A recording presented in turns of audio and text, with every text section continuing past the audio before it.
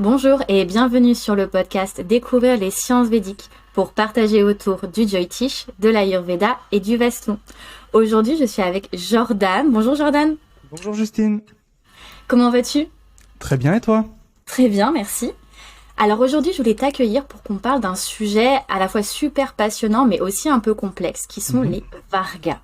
Oui, les Vargas, thème sanskrit que l'on traduit par division zodiacale en France notamment. Alors, ça peut paraître un petit peu chinois, du coup sanskrit aussi pour nos auditeurs. Alors, est-ce que tu peux nous dire un petit peu, déjà peut-être avant de parler de ces Vargas, déjà te présenter. Qui es-tu?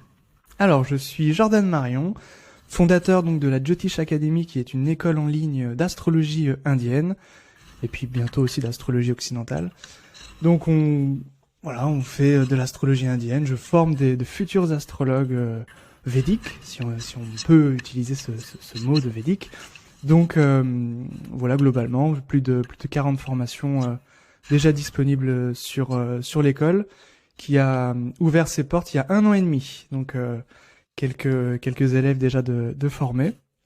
Et puis je passe mon temps à donner des cours, à faire des consultations. Et puis donc vous pouvez également me retrouver sur ma chaîne YouTube Astrologie Indienne. Trop bien. Alors aujourd'hui, on a vachement de chance parce que du coup, tu es avec nous pour nous enseigner, nous partager ton savoir sur les Vargas. Donc on va te piquer un petit peu de ton savoir, un petit peu de ce que tu proposes dans tes formations. Plaisir. Alors donc, tu nous as parlé du fait que ces Vargas étaient du coup ces sous-divisions zodiacales. Qu'est-ce que ça veut dire concrètement exactement? Alors, c'est très simple. En fait, tout vient du Parashara. Le Parashara, c'est la Bible de l'astrologie indienne, qui a été écrite entre le 7e et le 9e siècle de notre ère. Dans ce bouquin, le Brihad Parashara Orashastra de son nom complet, il est fait mention de 16 Vargas ou 16 divisions zodiacales. Très simplement, on va parler de division zodiacale en termes de D1. Le D1, c'est quoi? C'est ce qu'on nomme habituellement le thème natal. Voilà. Le thème natal, ce sont les planètes visibles dans le ciel. C'est ce que l'on voit. Voilà.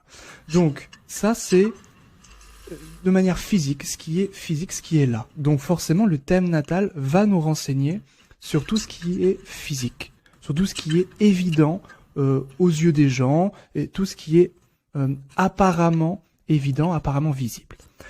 Mais dans l'existence d'une personne, il y a des choses qui sont invisibles. Tout ce qui a un rapport avec comment se sent le natif, tout ce qui a un rapport avec l'amour, la dévotion, avec les talents du natif, avec ses forces, avec ses faiblesses. Toutes ces petites choses-là sont des choses un peu cachées. Donc forcément, on va devoir aller en profondeur dans le thème natal.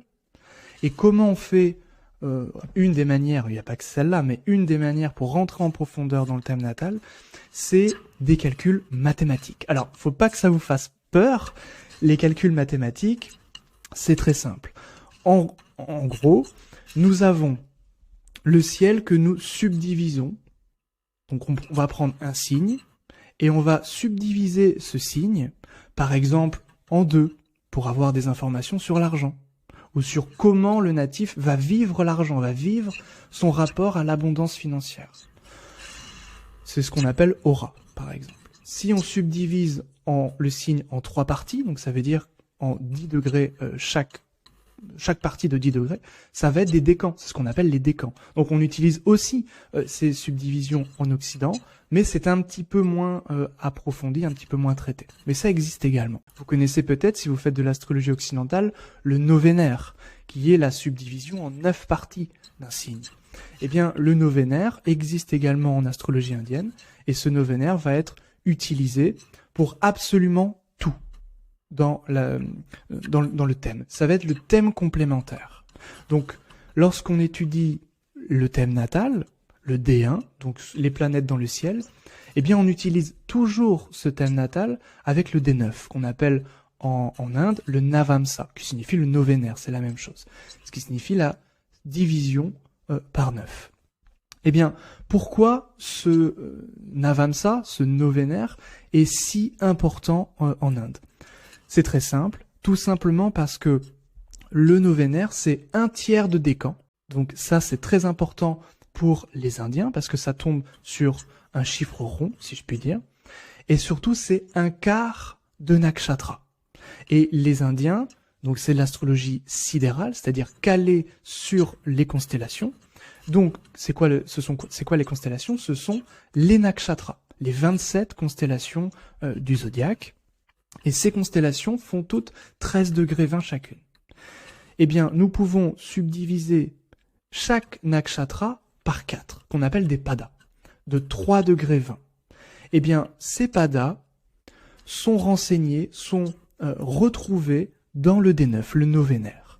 Donc, lorsqu'on veut étudier le thème natal, eh bien, on va étudier toujours à côté le D9 pour avoir des renseignements précis, en profondeur, sur le thème natal et sur deux choses en particulier. Premièrement, sur l'énergie finale du natif, c'est-à-dire, par exemple, si on veut traiter Mars, l'énergie du natif, où va-t-il mettre au final son énergie et comment va-t-il manifester et se servir de cette énergie? Donc le D9 va nous renseigner sur ça, et le D9 va aussi nous renseigner sur la véritable force des planètes. C'est le vrai cœur en réalité des planètes. En gros, ce qu'il y a dans le thème natal, le D1, donc le thème natal de manière générale, ce qu'on voit dans le ciel, va nous renseigner sur l'aspect superficiel du thème, de l'existence. C'est notre physique, notre corps, la matière. Et le D9, c'est la profondeur, ça va être l'âme, tout ce qui est vraiment en essence. Voilà. Évidemment, je pourrais parler des 14 autres divisions évoquées par le Parashara. Après, ça peut faire beaucoup, j'ai pas envie d'inonder trop d'informations, de noyer un petit peu l'auditeur, mais sachez il existe énormément de divisions, donc 14 divisions traditionnelles qui datent du Parashara, du 7e au 9e siècle de notre ère, et puis au 20e siècle, un astrologue qui s'appelle Seshadri Iyer, a travaillé sur d'autres divisions, si bien qu'aujourd'hui on en a beaucoup. Je pense notamment au D6, au niveau de la santé, au D8 pour les accidents, au D11 pour tout ce qui a un rapport avec la guérison, et puis aussi avec la gestion financière. Donc tout ça, ça existe, et voilà, on va dire que les divisions servent pour préciser une interprétation. On a une hypothèse générale avec le thème natal, et bien ensuite, on va nuancer cette hypothèse, confirmer cette hypothèse, ou au contraire, contredire cette hypothèse de départ. Voilà à quoi nous servent les divisions de manière générale. Et c'est super important, ces sous-divisions, en termes déjà donc de prédiction, pour savoir où le natif va aller à l'avenir, pour faire une prédiction quand on fait du prashna, pour répondre à une question, parce qu'on a besoin de cette corrélation, et voir aussi l'évolution, comme tu disais, du natif.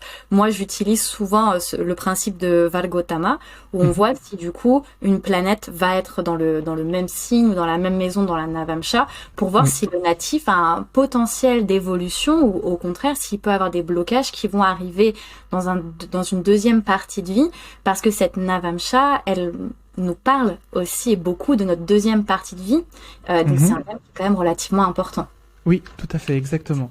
Alors, c'est vrai que la plupart du temps, alors le Navamsa reste, alors après tout dépend des écoles bien sûr, mais la plupart du temps, on considère quand même que le Navamsa est toujours activé, mais sous-jacent. Voilà. Et que c'est le potentiel un petit peu sous-jacent. Alors, par exemple, si je vais me retrouver avec un ascendant cancer dans mon D1, dans le thème natal.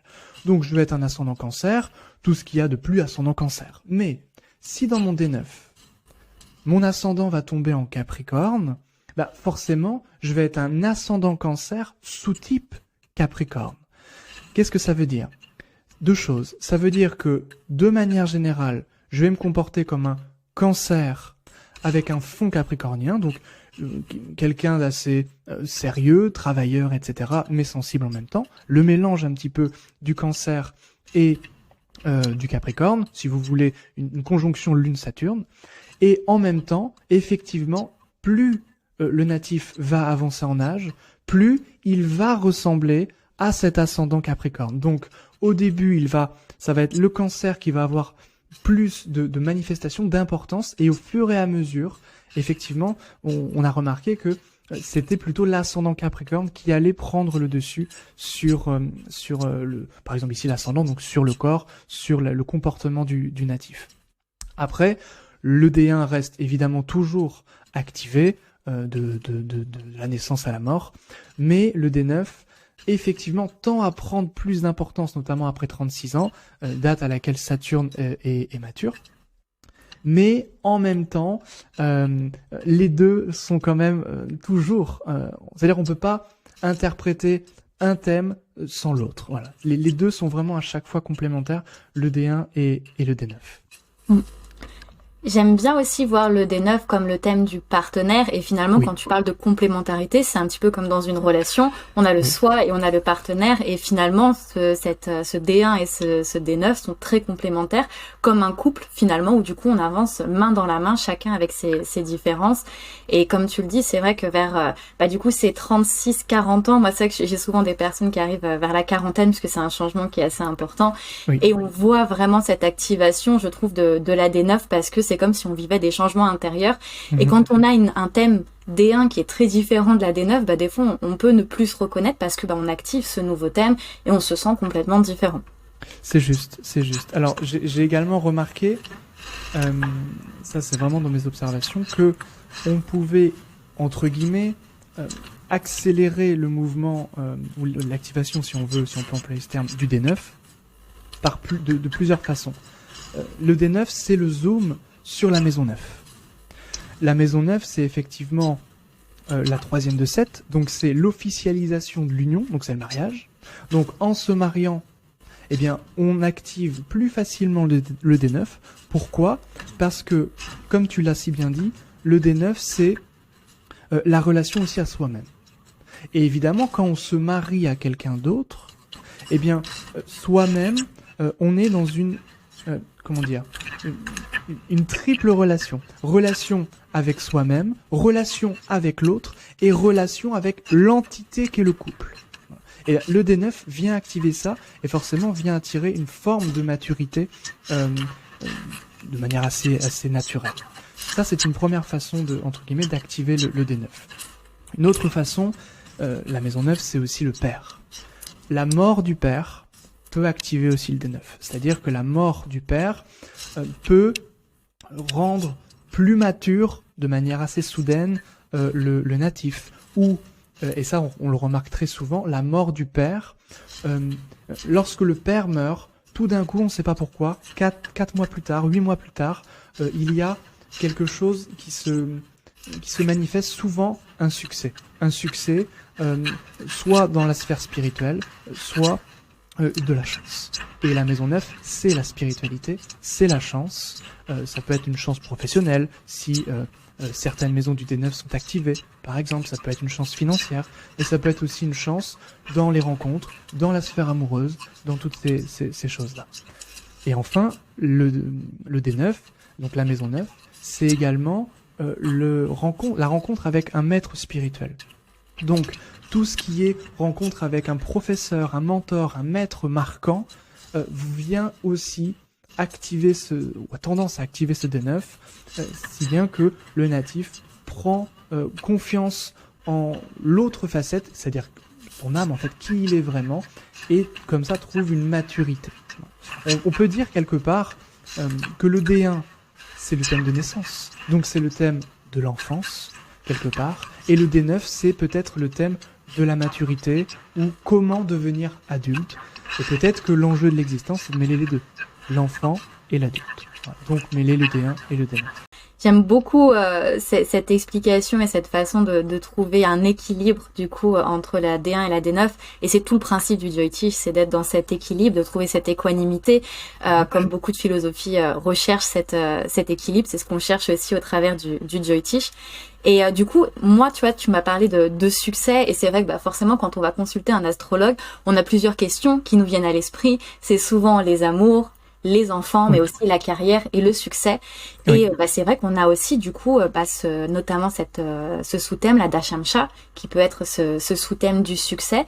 Est-ce que toi, tu t'en sers personnellement pour réorienter quelqu'un dans un nouveau chemin de carrière ou pour atteindre un certain succès? Alors, moi, je me sers toujours du D1, c'est-à-dire du thème natal, comme tout ce qui paraît visible. Donc, je m'en sers à chaque fois de ce thème natal, sans pour l'instant les divisions autres, pour jauger de la vocation, pour jauger de ce qui peut plaire au natif, là où il va se sentir bien. Ensuite, lorsque je veux, donc j'ai mon hypothèse de départ avec le D1, et ensuite, pour peaufiner, pour, encore une fois, nuancer, etc., effectivement, je vais me servir des divisions autres. Si je veux effectivement parler de la carrière, je vais regarder le D10, donc le Dashamsha. Donc, ce D10 est intéressant parce que il va nous renseigner, ou il peut nous renseigner, sur la nature de la profession. Si on a, par exemple, Mercure en maison 1, bon bah, très certainement que le natif va avoir besoin de faire plusieurs choses à la fois, parce que Mercure multiplie ce qu'il touche. Donc forcément, si on a Mercure à l'ascendant, bah, ça va privilégier les métiers mercuriens, de serveur de bar à astrologue, ou à la personne qui travaille dans les assurances, par exemple.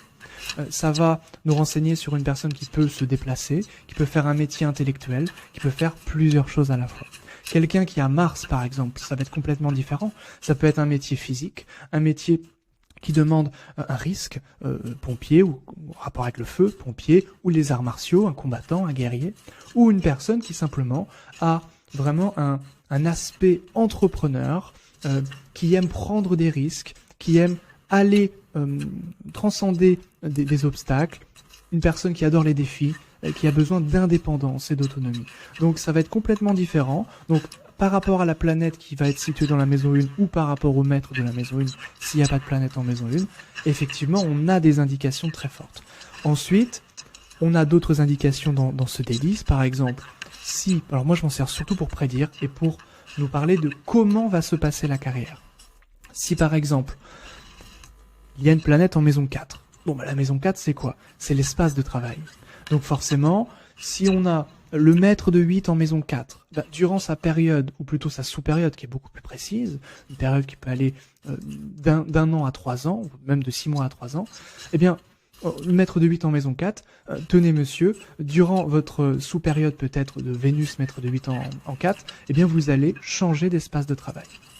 Et après, on va donner d'autres indications, d'autres renseignements, en fonction du contexte de la situation, et puis évidemment en fonction des transits, en fonction d'autres systèmes après qu'on mêlera avec les Vargas, les divisions zodiacales. Donc c'est super intéressant ici parce qu'on se rend compte que les sous-chartes s'appliquent aussi donc à ces périodes de vie, ces d'achat et qu'on s'en sert d'appui pour pouvoir planifier aussi certains changements. Moi, j'aime bien aussi regarder, c'est les Karaka. On sait qu'on a l'Atma Karaka, oui, l'Atmya Karaka, notamment pour la carrière.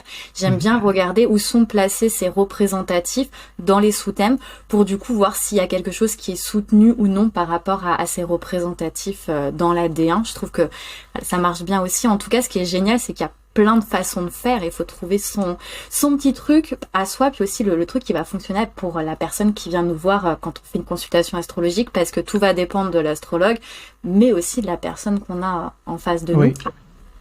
Oui, c'est très juste ce que tu dis, c'est-à-dire que tu vas utiliser, toi Justine, les Vargas différemment que moi Jordan. Ça c'est évident. Et n'importe quel astrologue utilisera n'importe quelle technique différemment de son confrère astrologue. Et ça, je trouve que c'est très beau, parce que ça prouve qu'on a chacun son propre style, sa propre manière de faire. Il y avait une étude qui avait été faite par, alors je sais plus le nom de la personne, elle était allée voir 10 astrologues différents, et puis chaque astrologue lui avait dit des trucs différents, mais vrais. Et c'est ça qui est très intéressant, c'est qu'elle avait appris des choses sur elle, des prédictions qui étaient la plupart du temps différentes avec ces 10 astrologues, et puis c'était des choses vraies. Alors, peut-être qu'il y avait des choses fausses aussi, hein, ça j'ai pas... il n'y avait pas de précision par rapport à ça, mais c'est ça qui est très intéressant, c'est que c'est à la fois un domaine où il y a des calculs, donc il y a un domaine scientifique, un domaine basé sur l'observation astronomique, un domaine basé sur la numérologie, sur plein de choses relatives aux chiffres, et en même temps, il y a le style propre à l'artiste. Et ça, je trouve que ça en fait tout simplement une discipline complète, une discipline qui mêle enfin la science, la philosophie, l'art, et puis l'aspect divination, c'est-à-dire dans le mot divination il y a le mot divin, donc tout simplement le fait de se connecter, de se relier à quelque chose qui nous transcende, et à un moment donné ça parle à notre place, quelque chose qui parle à notre place, et on ne sait pas pourquoi ni trop comment, mais ça tombe juste. Voilà. Et je pense que n'importe quel astrologue, à un moment donné, est amené à être transporté comme ça par quelque chose qui parle à sa place et dira quelque chose de vrai. Alors ça peut être des choses totalement différentes de son confrère ou de sa consoeur, mais en même temps, c'est ça aussi qui fait la beauté de l'astrologie et du métier d'astrologue aussi, hein, je trouve. C'est ça, donc c'est un art divinatoire, c'est comme ça qu'on Oui. l'appelle. Du coup, tu as vraiment les deux mots. Et puis, il y a vraiment ce truc, pour moi, chaque astrologue est accompagné de la Jyotirvidya, qui est la divinité de la lumière, patronne des astrologues. Et finalement, quand on pratique cet art, on s'associe tout de suite à cette divinité qui est là et qui nous apporte la lumière pour qu'on puisse la transmettre à la personne qui vient nous voir. Et d'ailleurs, du coup, en parlant de spiritualité et de différentes techniques, je sais que moi, par exemple, pour chercher l'Ishta Devata, la divinité de quelqu'un, la filiation spirituelle, je me concentre beaucoup sur la D1. Mais toi, je crois savoir que tu regardes les sous-thèmes pour les pratiques spirituelles. Alors, ça dépend. C'est-à-dire qu'effectivement, je regarde beaucoup les nakshatras au niveau du D1, effectivement. Mais il m'arrive, effectivement, de regarder le D9, par exemple. On prend la planète Atmakaraka, et puis on va regarder la 12e maison comptée de l'emplacement de l'Atmakaraka. Et on regardera s'il y a une planète, s'il y a un aspect, à défaut, le maître. Et ça nous renseignera sur la divinité d'élection, Ishta Devata. Une autre façon qui est beaucoup moins travaillée, c'est vrai, c'est le D20. Le D20, c'est le thème de la dévotion. Le thème de comment le natif aime, dans le sens aimer quelque chose qui nous transcende. Ça peut tout à fait être une personne qui adore la poterie et qui trouvera dans l'acte de la poterie une reliance au divin, quelque chose de plus grand que lui. Ça peut être un maître de sushi, par exemple japonais, et qui va tellement faire bien son métier qu'il va quelque part se relier à quelque chose de divin et qui va devenir son art, son œuvre d'art presque. Et bien ça, c'est vu, observable dans le D20. Comment on aime, comment on se dévoue à son métier ou à quelque chose qui nous transcende. Et ça peut nous parler, tu parlais des Karaka tout à l'heure, Jupiter dans le D20, ça va nous parler du maître spirituel ou du mentor.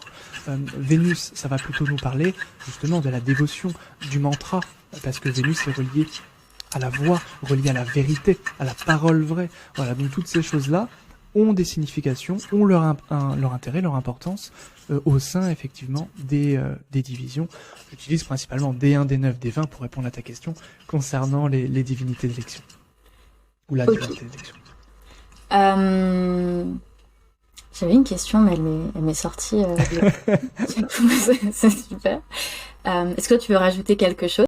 On pourrait rajouter énormément de choses par rapport aux divisions. Après, là, je pense qu'on a vu de manière générale ce qui était important de savoir pour une première introduction, c'est-à-dire que les divisions nous renseignent sur d'autres angles, en fait, sur des précisions au niveau du thème. Voilà. Le thème natal nous renseigne sur plein de choses. Mais par exemple, la maison 4, ça c'est important à dire quand même. La maison 4, ça peut nous renseigner sur la mer, ça peut nous renseigner sur le confort matériel, ça peut nous renseigner sur le logement, ça peut nous renseigner sur un véhicule.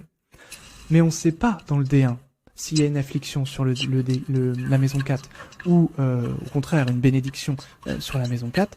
On ne sait pas si ça va être la mer qui va être touchée ou le logement. Rarement les deux, parce que on peut très bien avoir une mer extraordinaire, mais pas de voiture. On peut très bien avoir le logement qui prend feu, mais voilà, une mère pareil, extraordinaire, avec un super véhicule et se sentir très bien. Donc, les divisions permettent également de trancher la question, c'est-à-dire les maisons renseignent sur plusieurs choses, et bien les divisions vont nous aider à trancher ces différentes symboliques. Par exemple, le D12 nous parlera des parents, le D4 nous parlera de l'abondance et du logement, le D16 nous parlera du véhicule, voiture, moto, etc., mais aussi véhicule qui est l'être humain, c'est-à-dire son propre corps, donc son confort intérieur également. Et est-ce que toi, tu penses que c'est pertinent de demander à un astrologue une lecture d'un seul sous-thème? Par exemple, tu vois, je me mets à la place de nos auditeurs qui se disent, bon, ok, j'ai déjà eu une lecture de mon D1, mais peut-être qu'on n'a pas assez exploré certains sous-thèmes. Est-ce que c'est pertinent de le faire peut-être après, ou comment est-ce que toi, tu le proposerais? Je pense que chaque astrologue travaille de manière différente, et que si on va consulter un astrologue juste pour le D1, le thème natal, je pense que déjà on le fait jamais que, enfin si l'astrologue est bon, je pense que l'astrologue fait rarement que le D1. Sinon il manquera des choses en réalité. Même si le travail de l'astrologue peut apparaître comme étant une simple étude du D1, le travail de synthèse qu'il aura normalement fait, eh bien, sera déjà un travail synthétique par rapport à toutes ces divisions-là. Même si, durant la consultation, on va seulement étudier le D1. Après, si ça n'a pas été fait, je recommande quand même le travail avant tout du thème natal, parce qu'encore une fois, dans le thème natal, toutes les promesses du thème sont dans le thème natal. C'est-à-dire qu'il ne peut pas se passer de choses au niveau des divisions zodiacales qui n'est pas inscrit dans le thème natal. Autrement dit, et c'est ce que nous dit notamment Parashara, repris par les travaux d'Ernst Willem, que dans le thème natal, les promesses, c'est 100%. Voilà, c'est-à-dire qu'on trouve tout dans le thème. Et dans les divisions zodiacales, c'est 50%. Donc évidemment, si on voit que dans le thème, dans les divisions par exemple D9, on voit une planète en chute en maison 8, ça peut être une période de crise, ça peut être quelque chose une rupture, un divorce, peut-être la mort du conjoint, des choses difficiles. Mais si dans le D1, on voit que effectivement il n'y a rien de dramatique, bon bah ça sera juste une mauvaise crise. Juste quelque chose, ça peut être un break, et puis finalement on se remet ensemble. Mais si dans le D1 on voit que c'est catastrophique également, là les deux sont en concordance, et là, ça peut être plus difficile. Donc toujours regarder les divisions avec le D1, jamais regarder les divisions de manière indépendante, parce qu'on n'étudie pas les divisions de manière indépendante, notamment parce que au niveau des ententes planétaires, donc ça c'est une autre chose pour comprendre un petit peu comment vont se manifester les périodes, les planètes, etc., enfin les événements, eh bien on les étudie toujours depuis le D1, depuis le thème natal. Donc regarde toujours en fait les divisions depuis le thème natal. Après, si une personne veut par exemple des informations sur sa carrière, je reprendrai toujours son D1, puis je regarderai son D9, parce que ce sont les deux thèmes absolument à étudier pour tout, et ensuite je regarderai son D10. Ça veut dire quoi? Ça veut dire qu'il faut toujours au moins regarder 3 divisions lorsqu'on veut jauger d'un domaine, de quelque chose. Voilà. Donc c'est vraiment génial parce que ça rend l'astrologie Jyotish sidérale en tout cas super complète, aussi complexe forcément. Complexe. Donc c'est vrai qu'on a de la chance parce qu'on a nos logiciels modernes qui nous permettent de pouvoir calculer ces sous-divisions, mais j'imagine à l'époque le casse-tête que ça devait quand même être au niveau mathématique de pouvoir mettre en place ces sous-divisions. Oui, alors ça dépend parce que si on considère le D2, c'est très facile à calculer, le D3 également, le D4 aussi. Le D4 c'est en fonction des éléments, le D3 c'est en fonction des décans, voilà, et les D2, le D2 c'est en fonction des signes pairs, des signes impairs. Donc ça c'est des choses faciles. Le D9 très facile aussi, c'est au niveau des padas. Donc voilà, on s'y retrouve. Après effectivement il y a des divisions, c'est plus complexe. Notamment le D60 évidemment. Donc par exemple, donc c'est la division la plus grande. Qui voilà, dès qu'il y a 2 minutes un petit peu de décalage, ça dans l'heure de naissance, ça décale tout. Donc bon, c'est des divisions qui sont peu étudiées, qui ont été peu étudiées. C'est pour ça qu'on l'étudie vraiment, on étudie vraiment toutes ces divisions depuis 50 ans, depuis qu'on a vraiment les logiciels, de manière profonde, approfondie. Traditionnellement, ces divisions, donc le D2, le D1, D2, D3, D4, D7, D30 également, D12, étaient utilisées, c'est ce qu'on appelle Saptavargaja, tout simplement pour jauger de la puissance des planètes de manière globale et pour jauger les yogas, c'est-à-dire les combinaisons, les configurations spécifiques propres à l'astrologie indienne. Vraiment pour savoir si un yoga était puissant ou non, eh bien on regardait ces divisions-là pour voir si effectivement ça allait donner des grandes choses ou pas. C'est ce qui en fait distingue le millionnaire du milliardaire. C'est ce qui distingue la personne un petit peu reconnue de la personne célèbre, par exemple.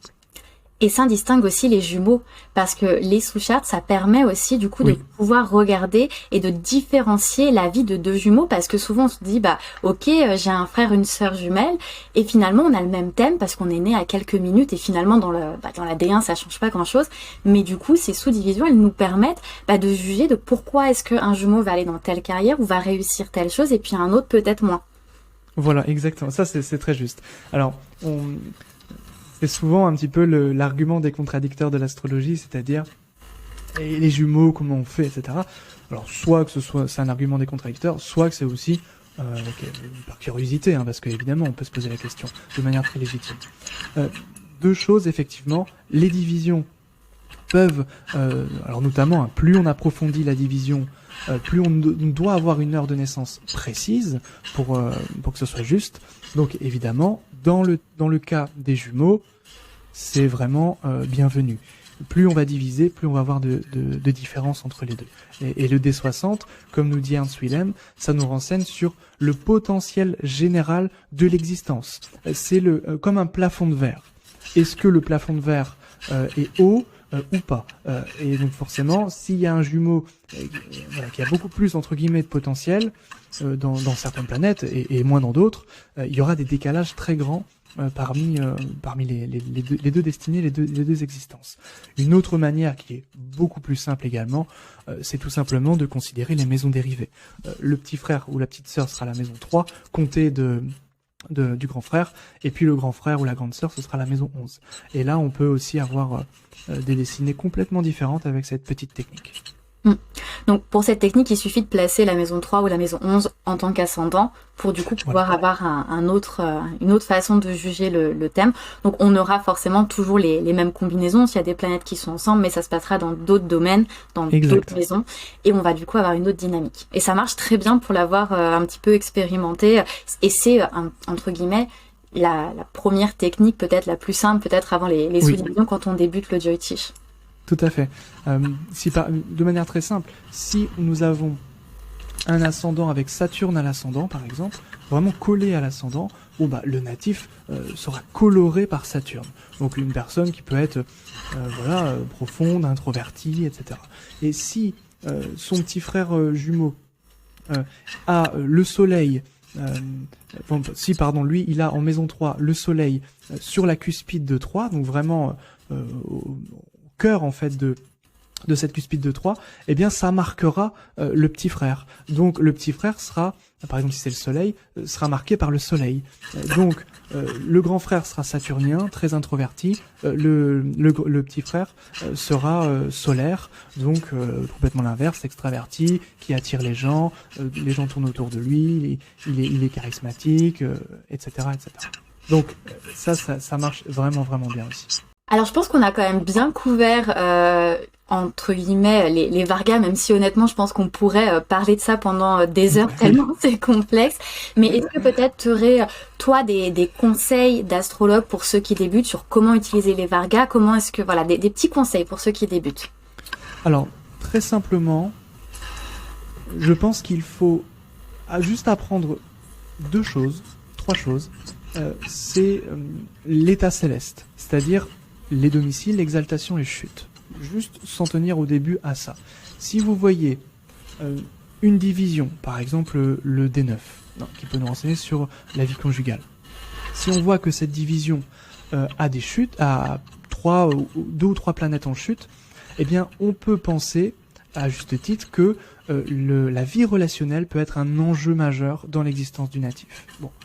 Si au contraire on voit que il y a 2 ou 3 planètes en domicile ou en exaltation, alors ce sera vraiment un domaine important, favorisé, souvent d'ailleurs bénéfique, protégé, et qui prendra une importance considérable dans l'existence du natif. Donc le simple fait de compter ou de repérer des planètes en chute nous montrera que le domaine peut souffrir durant ces périodes de planètes en chute, et à l'inverse, des planètes en domicile ou en exaltation dans certaines divisions nous montreront que durant les périodes, ce domaine sera favorisé. Alors évidemment, il y a quasiment jamais que des planètes en chute dans une division. Ça veut dire quoi? Ça veut dire que même dans le pire thème, il y aura toujours un moment où ce sera plus bénéfique voilà, toujours une période plus bénéfique pour le domaine en question.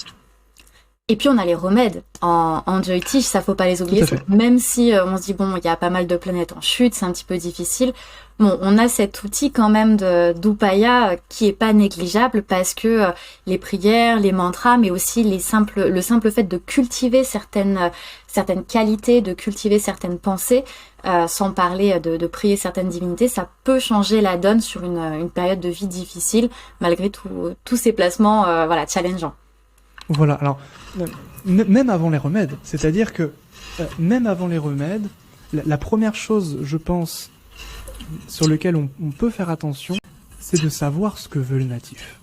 Parce que si le natif, il veut passer sa vie à méditer dans un ashram et qu'il n'a pas besoin de carrière, de vie sentimentale, etc., et qu'on voit qu'il a 4 ou 5 planètes en chute, et pour lui, ça ira très très bien, en fait.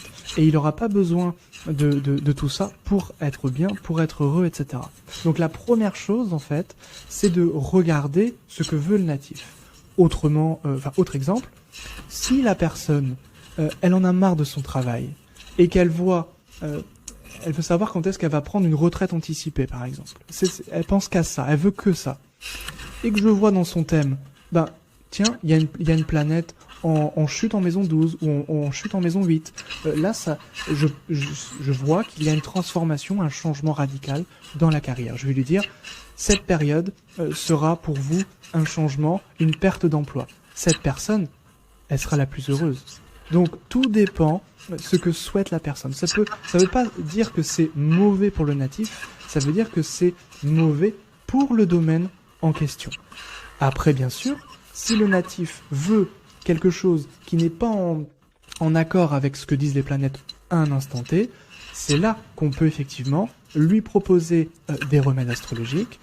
Le remède qui peut-être marche le mieux en tant qu'astrologue, c'est de trouver la date qui fasse antidote aux afflictions du thème natal. Donc ça, c'est très simple, c'est ce qu'on appelle un thème d'élection. Donc souvent, c'est Jupiter ou les planètes protectrices qui viennent nous épauler, qui viennent en fait tout simplement protéger le domaine affligé du thème natal, ou également des divisions zodiacales, c'est la même chose. Et puis ensuite, après, voilà, tout ce qui est évidemment pratique spirituelle, tout ce qui est... En fait, c'est très simple. Si on ne pouvait rien faire, il n'y aurait pas de pratique spirituelle. La pratique spirituelle nous prouve tout simplement la différence entre la fatalité et la destinée. Fatalité n'existe pas. La destinée, c'est justement, nous avons des conditionnements et l'idée, c'est à un moment donné de se retrouver au centre, de replacer l'être humain au centre, dans son ancrage, et de transcender toutes ces influences astrales, qui ne sont entre guillemets que de l'astral. Ça veut dire que ça ne passe pas le plan spirituel. Donc si, à un moment donné, le natif, l'être humain, se connecte à quelque chose de spirituel, ne serait-ce que pendant une seconde, même moins, il se passera quelque chose, et il transcendra, il aura une chance de transcender ces afflictions. Voilà. Donc ça, c'est aussi évidemment une manière de faire. Et j'aime beaucoup ton approche parce qu'il y a la vision à la fois des désirs, donc ce libre arbitre, qu'est-ce qu'on décide aussi de désirer, parce qu'après on peut décider, ok, je décide d'aller dans tel endroit où j'ai telle envie, et puis parfois se dire ok, c'est peut-être pas pour moi, donc maîtriser aussi ces désirs, qui est une grande pratique spirituelle, et puis Oui. voilà tous ces remèdes. Et tu as parlé notamment de cette planification d'événements qu'en sanskrit on appelle muhurta, et qui est pour moi le remède entre guillemets number one. D'ailleurs, même pour les mariages, on On est pourrait d'accord. faire un podcast dessus, mais c'est tellement important de choisir le bon jour pour faire quelque chose, parce que finalement, énormément de choses et d'outcomes, de découlement de nos actions vont dépendre du jour où on a lancé une action. Et on a beau se dire, oui, non, c'est juste une journée, mais non, chaque jour a une énergie particulière. Et voilà, on pourrait encore parler du penchant, mais là, ce serait dérivé. Oui. C'est bien de l'avoir mentionné pour dire que il y a aussi voilà ces remèdes là qui sont très simples mais aussi très forts et très puissants malgré tout. Eh ben écoute Jordan, moi j'ai adoré parler de Varga avec toi, c'était génial.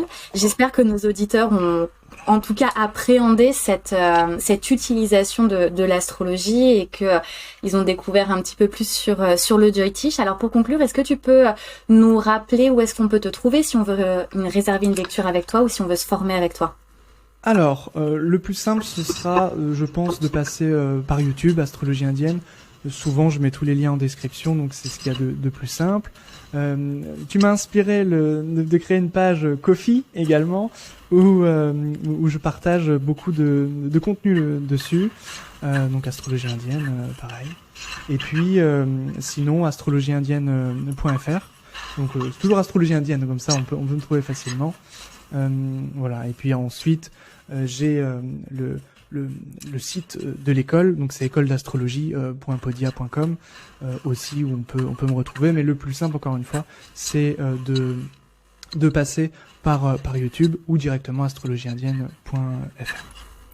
C'est génial. Maintenant, vous avez toutes les informations. Écoute, Jordan, j'espère pouvoir te réinviter une prochaine fois sur le Ça sera avec podcast. plaisir. Ça sera avec plaisir. Merci beaucoup de ta présence et puis à bientôt. Merci à toi, Justine. Salut!